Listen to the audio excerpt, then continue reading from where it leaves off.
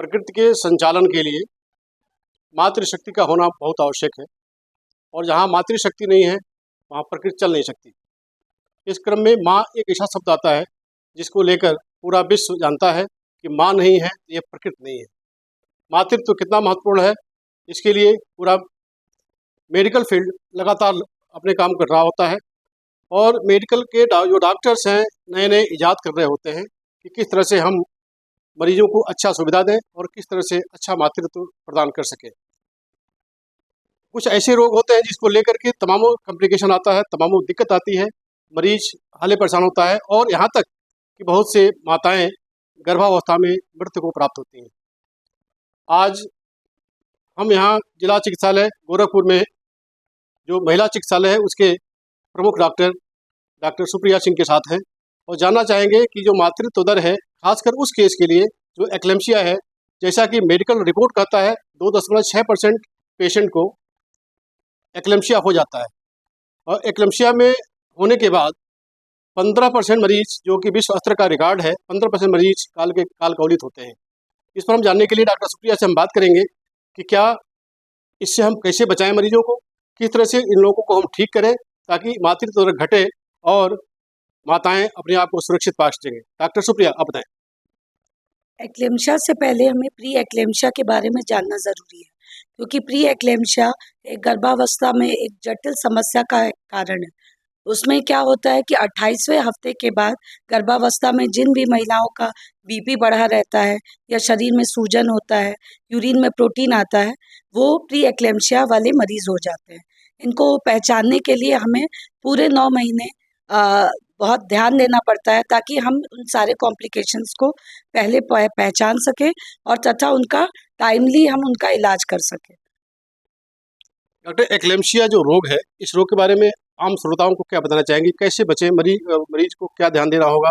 कैसे मरीजों को हम ठीक कर सकते हैं बात से? देखिए, आम तौर पे प्री एक्लेम्शिया के लक्षण भी वही होते हैं जो प्रेगनेंसी के नॉर्मल लक्षण होते हैं, लेकिन कुछ लक्षण ऐसे हैं जिनसे आप आराम से पहचान सकते हैं कि ये मरीज़ प्री एक्लेम्शिया में जा रही है।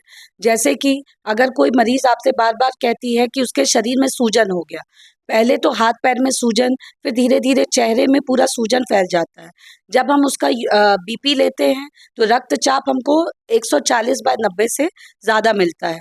उसके अलावा जब हम उसका यूरिन एग्जामिनेशन कराते हैं तो उसमें 140/90 से ज़्यादा उसका बीपी मिलता है। साथ में उसको और भी सारी समस्याएं होती हैं, जैसे कि लगातार सर दर्द का बना रहना, पेट में अत्यधिक दर्द होना, उल्टी व मिचली का बार बार आना और बार बार चक्कर आना। ये सारी समस्याएं वो बार बार कंप्लेन करती है। ये प्रमुख लक्षण हैं जिनसे हम प्री एक्लेम्शिया को पहले से ही पहचान सकते हैं। डॉक्टर, आप ये बताएं, जो प्री एक्लेम्शिया होता है, प्री एक्लेम्शिया होने पर मरीज को क्या खास सावधानी बरतना चाहिए? मरीज के परिजनों को क्या सावधानी बरतना चाहिए? देखिए, आमतौर पे क्या होता है कि प्री एक्लेम्शिया के लिए जब भी हम गर्भ के बारे में सोचते हैं या गर्भ प्लान करते हैं, उससे पहले ही स्वस्थ रहना तो आवश्यक है, ताकि और तो हमें नॉर्मल पौष्टिक आहार लेना और साथ-साथ हमें एक्सरसाइज करना, ये सब ज़रूरी होता है ताकि हम पहले से ही स्वस्थ रहें। ज़्यादातर ये बीमारी जो है वो मोटापे की वजह से होती है और शुगर या बीपी वाले रोगी को ही ज़्यादा होती है। तो पहले से अगर उसको मधुमेह जैसी रोग है या फिर बीपी उसका पहले से ही बढ़ा रहता है, तो उस पे आपको पहले से ही कंट्रोल करना है। अगर मरीज़ का कैल्शियम कम रहता है, पहले से ही उसको कैल्शियम की कमी है, तो हम कैल्शियम का सप्लीमेंट शुरू से ही देते रहते हैं। साथ में अगर उसको पहले से कोई माइग्रेन की बीमारी या फिर बीपी की बीमारी है, तो खून पतला होने के लिए हम 75 मिलीग्राम एस्पिरिन स्टार्ट कर देते हैं उसको शुरुआत से ही। तो ये सब चीज़ें करने से मरीज़ का रक्तचाप और ये प्री एक्लेम्शिया कंट्रोल रहता है। तो पूरे 9 महीने में उसका मॉनिटरिंग होता रहता है। अब वैसे भी प्री एक्लेम्शिया के 2 वो भाग होते हैं, एक माइल्ड होता है और एक सीवियर होता है। जो माइल्ड वाले केसेस होते हैं, जो हम 140-90 तक में देखते हैं, और सीवियर वाले जो होते हैं जिनका रक्तचाप बहुत ज़्यादा बढ़ जाता है, 160/110 के ऊपर है। तो माइल्ड वाले को तो हम आराम से मैनेज कर सकते हैं। उनका पूरा 9 महीने आप मॉनिटरिंग करेंगे, प्लस उनको आप सलाह देंगे कि जो है वो आराम करें, पौष्टिक आहार लें और साथ-साथ रेगुलर चेकअप कराते रहें। तो उनको हम पूरे 9 महीने खींचा जा सकता है। लेकिन जो सीरियस वाले हैं, सीवियर प्री एक्लेम्शिया, वो खतरे वाले ज़ोन में आते हैं। तो उनको हमें जल्दी से जल्दी उनके बच्चे को निकाल देना ही उसका एकमात्र इलाज बच जाता है।